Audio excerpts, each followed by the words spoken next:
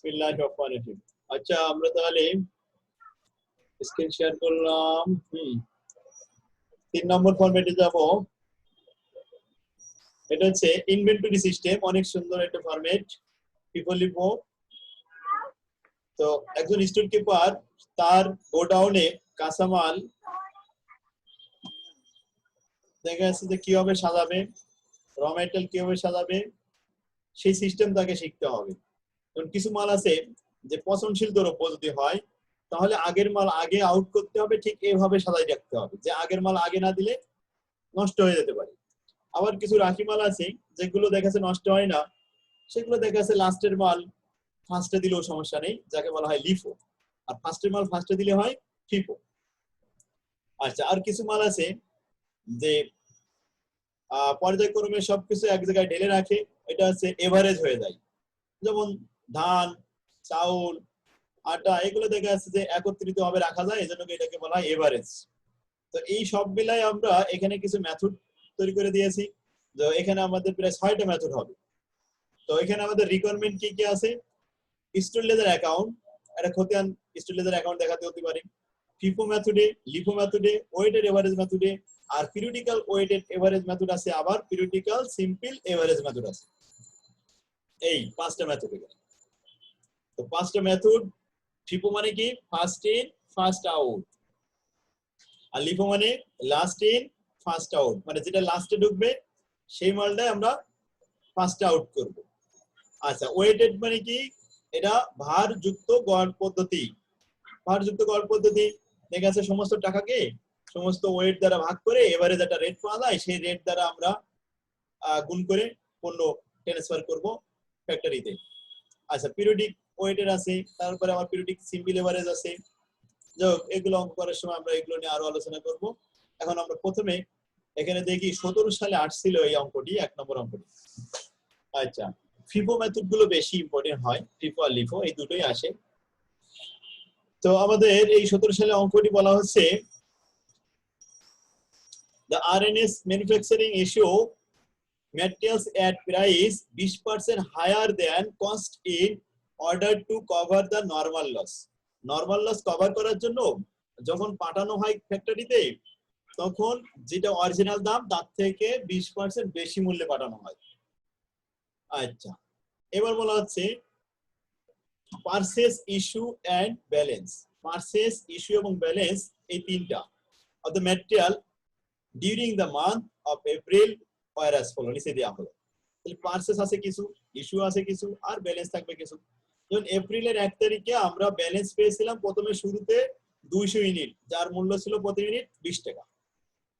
আর 3 তারিখে আমরা ওখান থেকে 60 ইউনিট ইস্যু করে দিয়েছিলাম। ইস্যু করলে গোডাউন থেকে মাল চলে যায়, কমে যায়, ব্যালেন্স কমে যায়। আর পারচেজ করলে ব্যালেন্স বৃদ্ধি পায়, কারণ পারচেজ করলে গোডাউনে মাল আসে, যার কারণে মাল বৃদ্ধি পায়। আচ্ছা, 7 তারিখে আমরা পারচেজ করেছিলাম 120 ইউনিট, তাহলে এটা ব্যালেন্স বৃদ্ধি পেয়েছিল, তবে 22 টাকা দাঁড়ায়। এটা ছিল 22 টাকা দাম, আর আগেটা ছিল 20 টাকা। আচ্ছা, এরপরে 10 তারিখে আবার ইস্যু করেছিলাম 100 ইউনিট, তাহলে কমে গেছিল। এরপর 15 তারিখে আবার ইস্যু করেছি, এটাও কমে গেছে। 19 তারিখে পারচেজ করেছি, তাহলে এটা বৃদ্ধি পেয়েছে। আর 23 তারিখে ইস্যু করেছি, এটা কমে গেছে। আচ্ছা, আবার পারচেজ করেছি আমরা 25 তারিখে 25 টাকা ধরে, এটা বৃদ্ধি পেয়েছে। আর এখানে আবার দেখলাম যে 27 তারিখে ইস্যু হয়েছে, 29 তারিখে ইস্যু হয়েছে, আর 30 তারিখে আসে আমরা ব্যালেন্স দেখেছি, গুণে কত 86 ইউনিট ব্যালেন্স আছে। এখন ব্যালেন্স দেখা যাচ্ছে এর থেকে বেশিও থাকতে পারে বা কম থাকতে পারে। যদি এর থেকে বেশি থাকে অথচ আমরা গুণে পাচ্ছি এত, তাহলে বাকিগুলো কই গেল? বাকিগুলো মনে করব নষ্ট হয়ে গেছে, তা নষ্ট পণ্য ইস্যু হিসেবে দেখানো হয়। যাই হোক, আমরা তারিখগুলো দেখে দেখলাম কিছু পারচেজ, কিছু ইস্যু, আর কিছু ব্যালেন্স দেওয়া আছে। তো এইগুলো দিয়ে আমাদের কি করতে হবে? Show the store ledger account under the FIFO system. FIFO সিস্টেমে একটা স্টোর লেজার অ্যাকাউন্ট করি। এর জন্য আমরা একটা শর্ট তৈরি করব, আর শর্টটার নিয়ম দেখাই দিই। অবশ্যই এই যে উপরে আমি এগুলো লিখেছি, এগুলো না লিখলেও হবে, শুধুমাত্র স্টোর লেজার অ্যাকাউন্ট লিখে দিলেই চলবে, আর এত কিছু লেখা লাগবে না। তো এখানে আমরা ডেটের জন্য একটা কলাম রাখবো। আচ্ছা, এরপরে রিসিভের জন্য 3টা কলাম, আর ইস্যুর জন্য 3টা কলাম, এরপরে ব্যালেন্সের জন্য 3টা কলাম। এখন ইস্যুর মধ্যে আমি 4টা কলাম লিখেছিলাম, কিন্তু 3টা বলেছি, কিন্তু লিখেছি কয়টা? 4টা। এই 4টা লেখার কারণ হচ্ছে আমাদের একটা কথা এখানে বলেছিল শুরুতে যে 20% higher than the cost in order. Cost price যা হবে তার থেকে 20% বেশি মূল্যে দেখাতে হবে। এই জন্য আমরা ওখানে একটা কলাম বাড়াই দিয়েছি। যদি এই কথাটা না লেখা থাকতো তাহলে কিন্তু 3টাই হতো কলাম। এখন আমি এই ঘরগুলো দেখা দিয়ে সে এখানে ইউনিট টাকা টাকা। আচ্ছা, ইউনিট রেট টাকা, এটা কি? তারপর আছে ইউনিট রেট টাকা, ইউনিট রেট টাকা, এভাবে লিখলাম। আচ্ছা, এখন আসি এপ্রিলের 1 তারিখে যদি ব্যালেন্স থাকে তাহলে ব্যালেন্সটা চলে যাবে ব্যালেন্সের ঘরে, আর যদি পারচেজ হয় তাহলে পারচেজটা যাবে রিসিভের ঘরে, আর যদি ইস্যু হয় তাহলে ইস্যুটা যাবে ইস্যুর ঘরে। আচ্ছা, এখন পারচেজটা রিসিভের ঘরে যাবে, রিসিভের ঘরের থেকে ব্যালেন্স বাড়বে, আর ইস্যুটা ইস্যুর ঘরে যাবে, কিন্তু ইস্যু করলে ব্যালেন্স কমবে। এবার আমরা বোঝাবো। প্রথমে আসি 1 তারিখে। 1 তারিখে কয় ইউনিট ছিল? 200 ইউনিট। কত টাকা দাম? 20 টাকা দাম। সরাসরি ব্যালেন্সে চলে গেল। এপ্রিলের 1 তারিখে 200 ইউনিট 20 টাকা দরে গুণ করলে হয় 4000 টাকা। বাস, ব্যালেন্স হয়ে থাকলো পড়ে। 3 তারিখে ইস্যু করা হয়েছিল 60 ইউনিট। আমরা এই যে ঘন্টা, এটা একটু বলে নিই। এটা প্রথমে দেখাবো না, প্রথমে এটা দেখলে অনেকেই কঠিন মনে করবে। এই 60 ইউনিট, এখন রেটটা খেয়াল করতে হবে। যদি ফিপো হয় তাহলে ফার্স্টের মাল ফার্স্টে আউট হবে, তাই ফার্স্টে এখানে রেটটা দেখতে হবে। রেট কত? 20 টাকা। তাহলে এই 20 টাকা লিখতে হবে। তাহলে 60 গুণ 20, এতে আসে 1200 টাকা। আচ্ছা, ইস্যু করলে ব্যালেন্স কমে যায়। 200 ইউনিট থেকে 60 ইউনিট চলে গেলে 140 থাকবে, 20 টাকা করে 2800 টাকা। এই হচ্ছে ব্যালেন্সের অবস্থা। তাহলে ব্যালেন্স কি হলো? 200 ইউনিট থেকে 60 ইউনিট চলে গেল, ইস্যু হয়ে গেছে মানে কমে গেছে। তাহলে অবশিষ্ট থাকলো 140। রেট কত? ওই 20 টাকা দরে। মোট গুণ করলে কত হয়? 140 গুণন 20, তার মানে 14 দুগুণে 28, এই যে 2800 টাকা।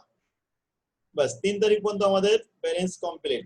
এবার 7 তারিখে বলছে পারচেজ করা হয়েছে 120 ইউনিট, তবে রেট ছিল 22 টাকা। 120 গুণন 22, এতে আসে 2640 টাকা। এই 2640 টাকা আমরা জানি যে পারচেজ করলে তো ব্যালেন্স বৃদ্ধি পায়। আগে মাল ছিল আমাদের 140 ইউনিট, এখন গোডাউনে নতুন করে মাল আসলো আবার 120 ইউনিট, তাই 120 ইউনিট লিখলাম। আগের মালের দাম ছিল 20 টাকা, এখনকার মালের দাম হচ্ছে 22 টাকা। এটা আলাদা রেট হিসেবে রাখলাম 2640 টাকা, আর ওই 2880 টাকা আগের মধ্যে আছে 2800 টাকা। ওকে, তো 7 তারিখ আমাদের সবাই ক্লিয়ার। এবার 10 তারিখে আসি। 10 তারিখে বলছে ইস্যু করা হয়েছে 100 ইউনিট। এখন ইস্যু করা হয়েছে 100 ইউনিট, যখন ইস্যু করলাম তখন গোডাউনে মাল ছিল দুই প্রকারের। একটা ছিল 20 টাকার মাল, আর একটা ছিল 22 টাকার মাল। যদি বলা হয় ফিফো পদ্ধতি, তাহলে ওই উপরের মালটা আগে নিতে হবে, 20 টাকার মালটা আগে পাঠাতে হবে। আর যদি বলা হতো লিফো পদ্ধতি, তাহলে লাস্টের যে মাল 22 টাকা দর, এই 22 টাকার মালটা আগে পাঠাতাম। তাহলে লিফো হলে লাস্টের মাল আগে পাঠাতে হয়, আর ফিফো হলে ফার্স্টের মালটা আগে পাঠাতে হয়। বাস, তো ওই 140-এর যে 20 টাকা দরের মাল, সেটাই আমরা পাঠালাম 20 টাকা দরে 100 গুণ, তাহলে 2000 টাকা। এখন 140 থেকে যদি আমি 100 ইস্যু করে দিই, তাহলে আর থাকে মাত্র 40টি, যার দাম 20 টাকা দরে 800 টাকা। আর 120 ইউনিট এটা ইনটেক অবস্থায় আছে, এটা কোনো নড়চড় হয়নি, 22 টাকা করে, এই যে 2640 টাকা। বাস, ওকে, আশা করি সকলে বুঝতে পারছে। এখন 15 তারিখে আবার ইস্যু করা হয়েছে 50 ইউনিট। এখন ঘটনা, ফিপো পদ্ধতি যেহেতু, তাহলে ফার্স্টের মালটা আগে নিতে হবে। তা ফার্স্টের মাল কয়টা আছে? 40টা। আমার তো ইস্যু করতে হবে 50টা, তাহলে আরো 10টা শর্ট হয়ে যাচ্ছে না? প্রথম 40টা নিলাম, যার দাম 20 টাকা, কিন্তু আরো 10টা নিব এই নিচের থেকে, যার দাম 22 টাকা। তাহলে 10 গুণন 22, এটা হলো 220, আর এটা হলো 800। যাই হোক, এখন আমরা ব্যালেন্সের দিকে চলে আসি। এই মালটা তো শেষ হয়ে গেছে, এখন এখান থেকে 10টা চলে গেলে আর থাকে কয়টা? 110 গুণন 22 টাকা। এক প্রকারের মাল আছে মাত্র 2420 টাকা। এখন ব্যালেন্সের অবস্থা, এই 110 পিস মাল 22 টাকা ধরে 2420 টাকার মাল আছে গোডাউনে। বাস, স্টোর কিপারের হিসাব চলে গেল 15 তারিখ পর্যন্ত, সব শেষ। আর যদি এটা লিফো হইতো, তাহলে কিন্তু আমরা কি করতাম? এই 50টা এই লাস্টের এখান থেকে নিয়ে নিতাম। যাক, ওটা পরে বুঝাবো। এবার আসি 19। 19 তারিখে আবার আমরা ক্রয় করেছি 24 টাকা দরের মাল, দাম বেড়ে গেছে 200 পিস 4800 টাকা। এখন এটা তো গোডাউনে ঢুকাতে হবে, তো আগের মাল আছে 110 পিস 22 টাকা দরে, আর এখন কিনলাম 200 পিস 24 টাকা দরে 4800 টাকা মাল। বাস ব্যালেন্স ক্লিয়ার। তাহলে ক্রয় করলেই কিন্তু ব্যালেন্স বাড়ে আর ইস্যু করলে ব্যালেন্স কমে। এবার 23 তারিখে আবার ইস্যু করেছে 150 পিস, তাই ওই উপরের থেকে নিতে হবে আগে 110 পিস নিলাম, 110 পিস আরো 40টা শর্ট পড়তেছে, এই 40টা নেব এই 200 পিস থেকে, যার দাম 24 টাকা। আগের 110 কিন্তু ছিল 22 টাকা দাম, আর এই 40টার দাম কিন্তু 24 টাকা দরে। বোঝা গেছে তো সবাই? তো এই 24 টাকা দরে 40 পিস 960 টাকা আর ওই 2420 টাকা। বাস ওকে, বিদায় দিলাম। এখন ব্যালেন্স ঠিক করি আমরা। ব্যালেন্স দেখলাম ওই উপরের পিস তো 110 বিক্রি হয়ে গেছে, ইস্যু হয়ে গেছে। এখান থেকেও 40 পিস চলে গেছে, আছে কত 160 পিস, 24 টাকার মালটা পড়ে আছে গোডাউনে। বাস ওকে, এক পদের মাল আছে, ব্যালেন্স ক্লিয়ার। এবার আসি আমরা 25 তারিখ। 25 তারিখে নতুন করে 250 পিস কিনা হয়েছে 25 টাকা দরে, 6250 টাকা দাম। এখন আমরা এটা গোডাউনে ঢুকাচ্ছি। আগের মাল ছিল 160 পিস 24 টাকা দরে, আর আচ্ছা 24 টাকা দরে 160 পিস, এখানে মনে একটু ফিগারটা মিস্টেক হয়ে গেছে, 3840 টাকা। হ্যাঁ,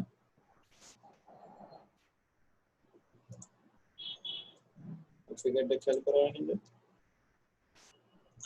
আচ্ছা, এখন আমরা 250 পিস মাল গোডাউনে ঢুকালাম, 25 টাকা করে দাম, এতে আসলো 6250 টাকা। এরপরে 27 তারিখে চলে আসলাম। 27 তারিখে ইস্যু করা হয়েছিল আবার 150 পিস।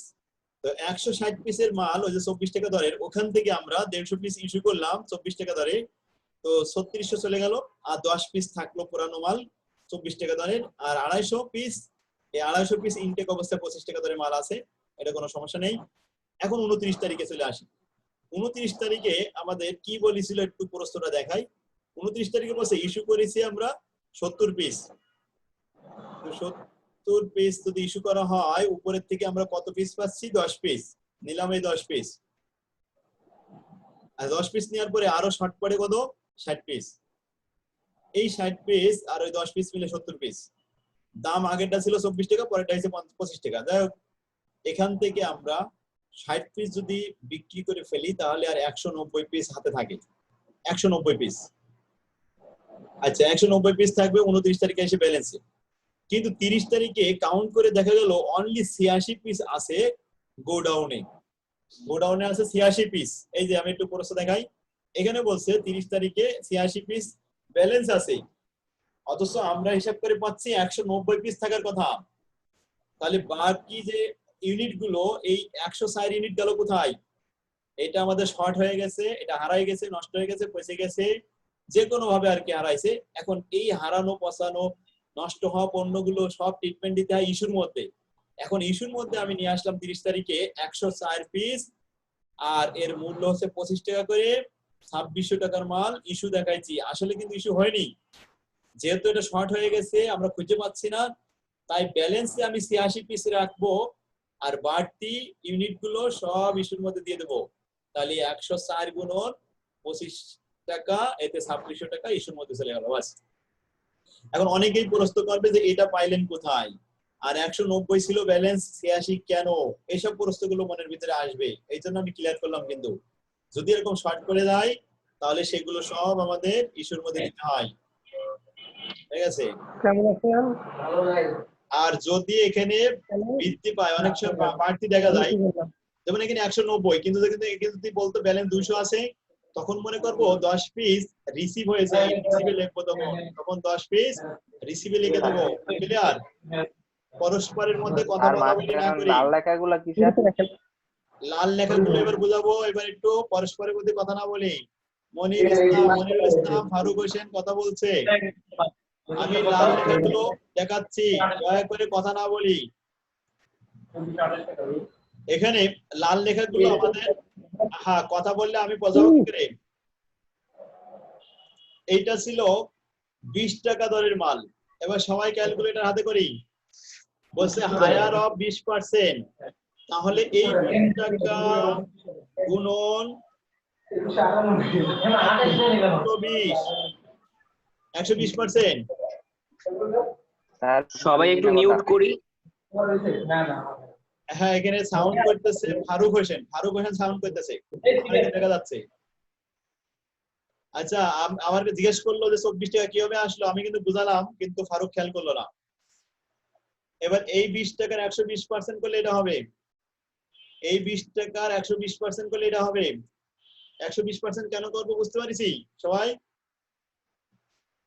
আচ্ছা, এই যে 22 টাকা, 22 টাকার 120% করবো, কেন 20% করবো? 120% বলছে 20% হায়ার দেন কস্ট, কস্টের থেকে 20% বেশি লিখতে হবে। কেন লিখতে হবে? বলছে কভারেজ দ্য কস্ট প্রাইস, এই যে লস আছে না, লস গুলো কভার করার জন্য, এই যে then the cost in order to cover the normal loss, normal loss গুলো কভার করার জন্য আমরা 20% হায়ার লিখবো। তাহলে এমনি নরমালি একটা জিনিস থাকে 100%, যদি 20% হায়ার করা হয় তাহলে 120%। তাহলে এই 20 টাকার 120% 24 টাকা, আর এই 22 টাকার 120% 26 টাকা 40 পয়সা, এই 24 টাকার 120% 28 টাকা 80 পয়সা। ক্লিয়ার কিনা? এখন 25 টাকার 120% 30 টাকা। কি বুঝতে পারছে সবাই? আশা করি এখন ক্লিয়ার। জি স্যার।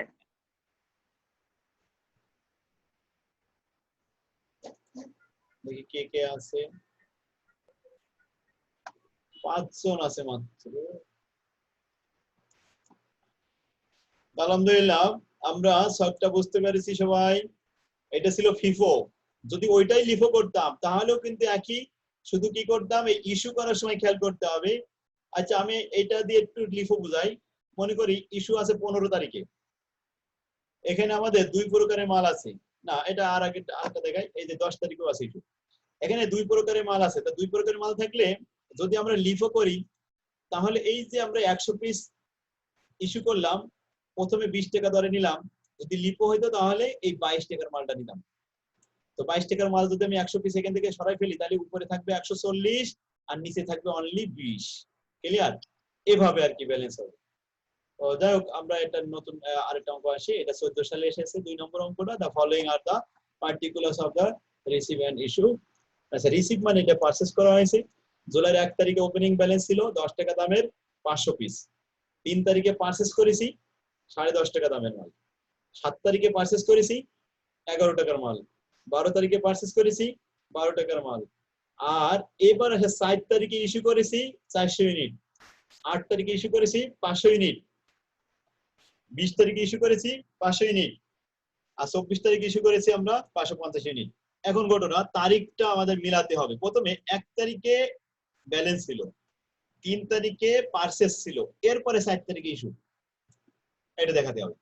7 তারিখের পরে এবার 7 তারিখ পারচেজ ছিল, আবার 8 তারিখে ইস্যু হয়েছিল। ধারাবাহিকভাবে 7 তারিখটা মিলাতে হবে। 8 তারিখের পরে 12 তারিখে পারচেজ ছিল, কিন্তু 20 তারিখে ইস্যু ছিল, 24 তারিখে আবার ইস্যু ছিল। বাস, ব্যালেন্স শেষ হয়ে গেছে। ফিফো এন্ড লিফো কয়টা মেথড? 2টা মেথড। তো এখানে কোনো হায়ার 20% হায়ার বা এই ধরনের কিছু বলা নেই, যার কারণে আর ওগুলো লিখলাম না। ওগুলো আমাদের এই যে ঘরটার কোনো বাড়তি নেই, 3টে করে ঘর, রিসিভ, ইস্যু এন্ড ব্যালেন্স। আচ্ছা, সবাই কি ফিফোটা পারা যাবে? তাহলে আমি লিফো দেখাতাম। জি স্যার। জি স্যার। ওকে, তাহলে আমরা লিফোতে চলে আসি। এই যে প্রথমে ব্যালেন্স ছিল ওপেনিং 500 ইউনিট 10 টাকা করে, 5000 টাকা।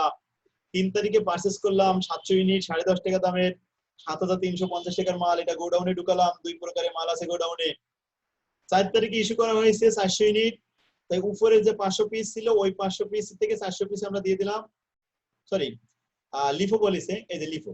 লিফো বললে আমাদের লাস্টের মালটা আগে দিতে হবে, তাহলে 10.5 টাকার মাল পাঠাতে হবে আগে। তাহলে 700 থেকে 400 যদি আমি ইস্যু করি 10.5 টাকার মাল, তাহলে উপরের 500 পিস 10 টাকা দামের মাল ইনটেক অবস্থায় থাকবে।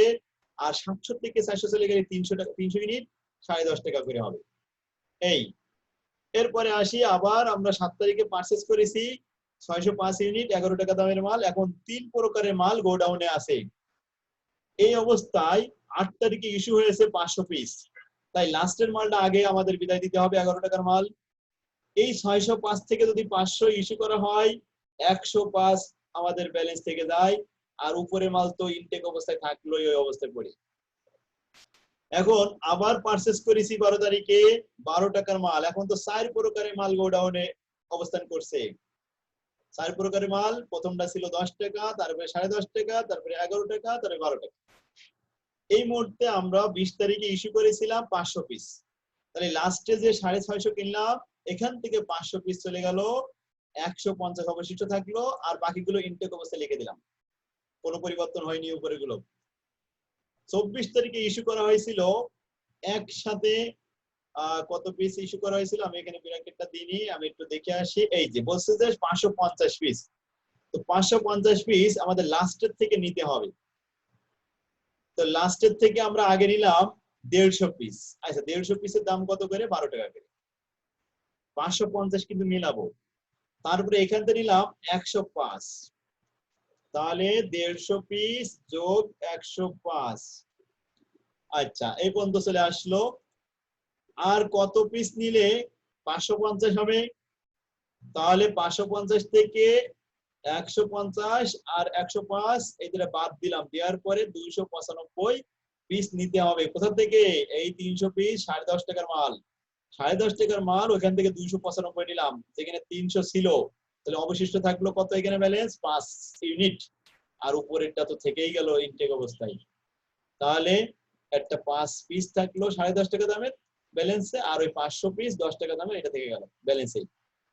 ক্লিয়ার? এখন এই দুইটা আমরা একসাথে করেছি, 505 পিস দুটো যোগ করে দেওয়া হয়েছে, এটা ব্যালেন্স। ওকে, এটাই ব্যালেন্স সিডি। আলহামদুলিল্লাহ, তাহলে লিফো আমরা মনে হয় বুঝলাম। এভাবে আর কি এগুলো সব বোর্ড প্রশ্ন, যে 17 সাল 16 সাল 15 সাল এইসব বোর্ডে এসেছে, এইরকমই আসবে। তো আলহামদুলিল্লাহ লিফো ফিফো মনে হয় কারোর সমস্যা থাকবে না। কি বাপি কোনো সমস্যা আছে? এই পর্যন্ত সমস্যা নেই, তাই না? না স্যার। আলহামদুলিল্লাহ 3 নম্বরে আমাদের দুইটা মেথড বলেছে, ওয়েটেড এভারেজ মেথড শেখাবো এবার। তাহলে ফিফো তো আমরা পারি, লিফো শিখে ফেললাম, এবার ওয়েটেড। আচ্ছা, তো ওয়েটেড ভার পদার্থ গড় পদ্ধতি। তো একই রকম ঘরগুলো সব লিখলাম। প্রথমে ওপেনিং ব্যালেন্স কত? 500 ইউনিট, 60 টাকা দামে 2000 টাকার মাল আছে। 3 তারিখে পারচেজ করেছিলাম 300 পিস 4.5 টাকা দামে 1350 টাকার মাল। এখন ওয়েটেড এভারেজে এরকম আলাদা আলাদা করে রাখা লাগে না। কেন আলাদা রাখা লাগে না? আসলে ওয়েটেড এভারেজ গুলো মূলত ব্যবহার করা হয় লিকুইড যে সমস্ত পণ্যগুলো আছে, অথবা আনকাউন্টেবল যে সমস্ত পণ্যগুলো আছে। যেমন উদাহরণস্বরূপ বলা যায় যে একজন আড়তদার যদি ধান ক্রয় করে, তাহলে ধানগুলো ক্রয় করে তাদের আড়তে কিন্তু ঢেলে রাখে। প্রথম মনে করি 1000 টাকা দামের 1 মণ, প্রতি মণ 1000 টাকা দামের 10 মণ ধান কিনলো 10,000 টাকা দিয়ে। 1 ঘন্টা পরে আবার 1050 টাকা দিয়ে, মানে 1050 টাকা ধরে একটু ভালো মানের ধান আরো 10 মণ কিনলো। তাহলে আগের যে 10 মণ ছিল ওই 10 মণের উপরে আবার এই 10 মণ কিন্তু ঢেলে দিল, তাহলে কি হয়ে গেল? মিক্সড হয়ে গেল না? এখন এই ধানগুলো কিন্তু আর আলাদা করা সম্ভব না, কারণ তো একসাথে ঢেলে দিচ্ছে, ঢেলে কিন্তু এক জায়গায় করে ফেলেছে। এভাবে কিন্তু 100 মণ সে ধান কিনে ফেললো, বা 100 মণ চাউল কিনে ফেললো, অথবা 100 মণ সরিষা কিনলো, এগুলোকে বলা আনকাউন্টেবল। তো আনকাউন্টেবল পণ্যগুলো ওয়েটেড এভারেজ মেথড ইউজ করা হয়। তো আগে আমাদের মাল ছিল 500 পিস, আর এখন কিনলো 300 পিস। মনে করেন যে এখানে ছিল আমাদের 500 মণ, আর এটা ছিল 300 মণ, তাহলে কত মণ হলো? 800 মণ। কি আমরা আলাদা করেছি? না, আলাদা করতে পারিনি। আগে ছিল 2000 টাকার মাল, এখন আবার 1350 টাকার মাল, তাহলে হলো 3350 টাকার মাল। আচ্ছা, এবার রেট পাবো কি করে? রেটটা আমি এভাবে লিখবো, 3350 টাকা ভাগ 800 সমান সমান 4.1875। এটা হলো রেট। এই মুহূর্তে যদি আমরা ইস্যু করি, তাহলে সেই ইস্যুর রেট হবে এই 4 টাকা 187 পয়সা। ঠিক আছে? আচ্ছা, আবার 4 তারিখে ক্রয় করলাম 400 পিস, এই 400 মণ মনে করি। তো 400 মণ যদি হয়, তাহলে আগে ছিল 800 আর এই হলো 400, তাহলে হলো মোট 1200। আচ্ছা, আগে ছিল 3350 টাকা, এখন হয়েছে 2000 টাকা, তাহলে মোট 5350 টাকা। 5350 টাকাকে 1200 মণ দ্বারা ভাগ করলে প্রতি মণ আসে 4.4583 পয়সা। ক্লিয়ার? একে বলা হয় ওয়েটেড এভারেজ মেথড।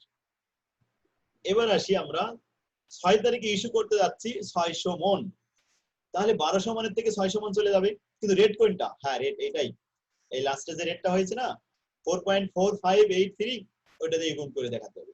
তাহলে 1200 থেকে 600 চলে গেলে আর 600 থাকে। এখন রেট তো ওইটাই বসালাম, তো আমরা এটা গুণ করে যা পাইলাম এটা রেখে দিলাম, বাস। ওকে, বুঝতে মনে হয় কারো সমস্যা নেই। 10 তারিখে আবার নতুন করে 600 মন কিনলাম 5 টাকা দরে 3000 টাকা, তো আগে ছিল 2675 টাকা, তার সাথে আবার 3000 যোগ দিলে 5675 টাকা। এই টাকাকে আমরা 1200 ইউনিট দ্বারা ভাগ করলাম, তাহলে 4.7292 পয়সা। আবার 15 তারিখে ইস্যু করেছি আমরা 1000 মন, তাহলে 1200 থেকে 1000 চলে গেল, রেটটা কিন্তু 4.7292 গুণ করে যা আসলো, আর 200 মন থাকলো অবশিষ্ট, এটা গুণ করে যা থাকলো এটা ব্যালেন্স। এটারও সহজ বেশি। আচ্ছা, এরপরে 20 তারিখে পারচেজ করেছি 500 মন 6 টাকা ধরে 3000 টাকা, তো আগে ছিল 945 টাকার মাল, এখন আবার 3000 টাকা যোগ হলে 3945 টাকা। এই 3945 কে 700 দ্বারা ভাগ করিলে রেট পেয়ে গেলাম। এখন ইস্যু করা হয়েছে লাস্টে 300, 700 থেকে 300 চলে গেলে রেট কিন্তু ওই রেটটাই গুণ করব, তাহলে আর অবশিষ্ট থেকে 400 ওই রেট দ্বারা গুণ করে 2255 টাকার মাল গোডাউনে পড়ে আছে, বাস ওয়েটেড এভারেজ হয়ে গেল। তাহলে কি আমরা ওয়েটেড এভারেজ বুঝে গেলাম, ফিফো বুঝলাম, লিফো বুঝলাম, অনেক বুঝে গেলাম। হ্যাঁ, আচ্ছা আলহামদুলিল্লাহ, তাহলে এই ফরম্যাটে অঙ্কগুলো আমরা ভালোই বুঝতেছি, এই যে ফিফো আর লিফো।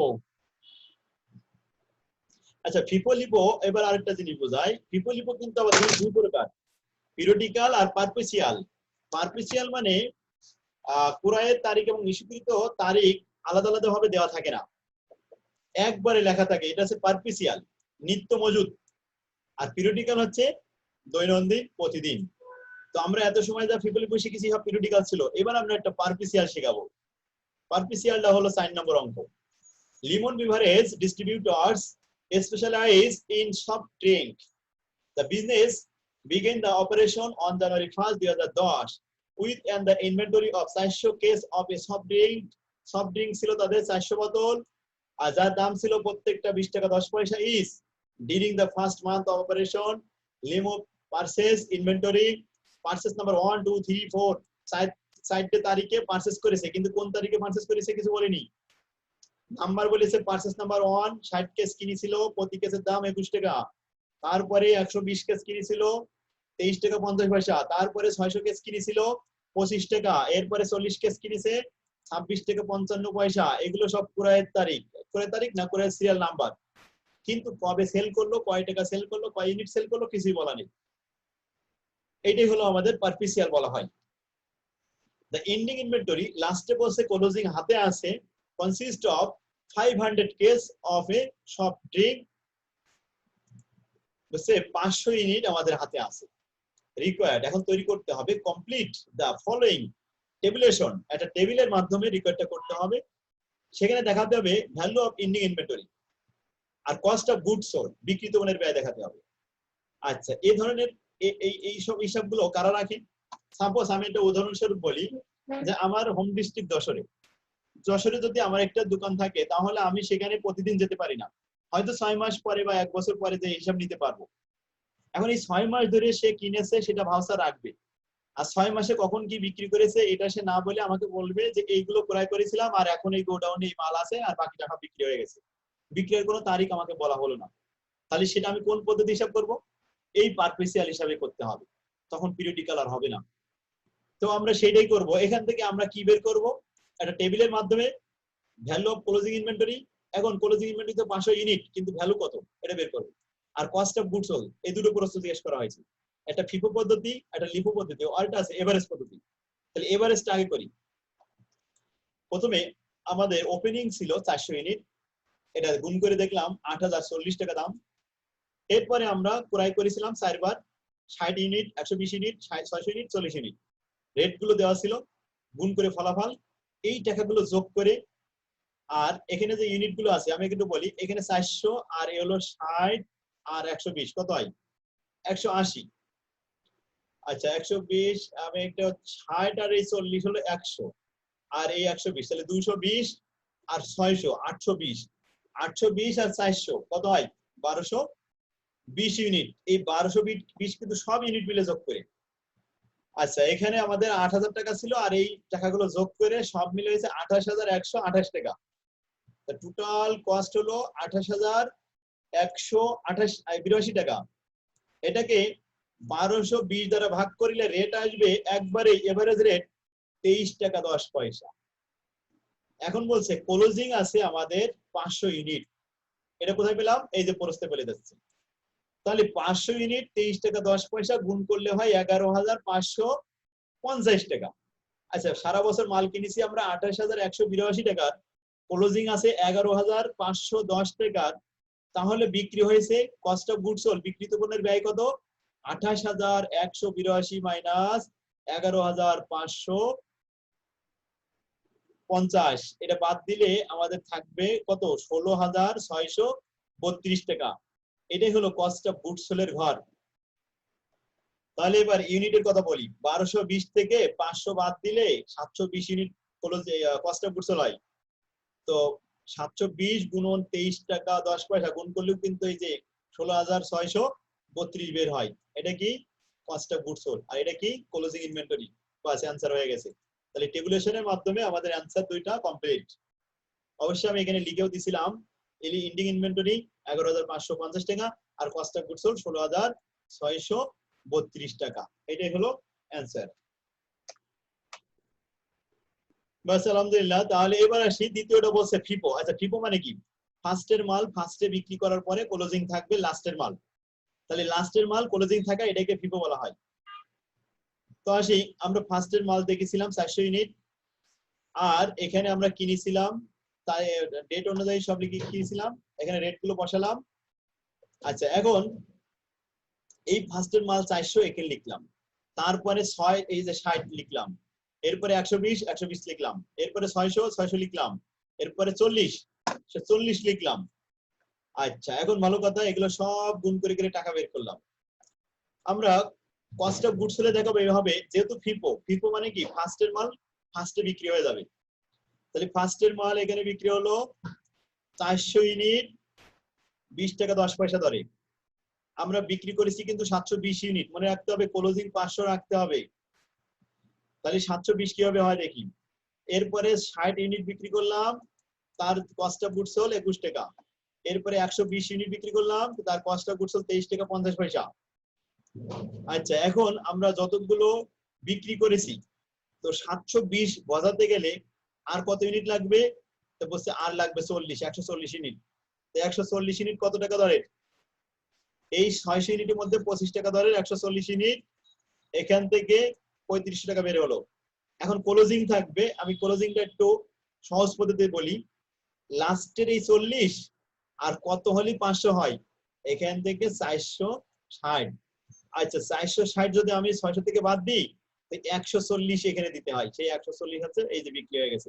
এখন কস্ট অফ গুডস সোল্ড 15620 টাকা, আর ক্লোজিং ইনভেন্টরি 12562 টাকা। এই হলো আমাদের কস্ট অফ গুডস সোল্ড, এই হলো ক্লোজিং ইনভেন্টরি। বাস, টেবিলের মাধ্যমে আমাদের অঙ্ক শেষ। এবার বলছে ফিপো মানে কি? লিপো মানে কি? লাস্টের মালটা আগে বিক্রি হবে আর ফার্স্টের মালটা ক্লোজিং থাকবে। ক্লোজিংটা আমি আগে বলি। এই যে ফার্স্টের মাল 20 টাকা 10 পয়সা, এটা কিন্তু আমি প্রথমে দেখালাম।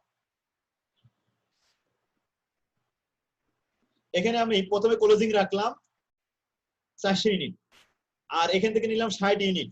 তাহলে 460 আর কত হলে 500 হয়? 40 ইউনিট। এই 40 ইউনিট নিলাম 23 টাকা দরে।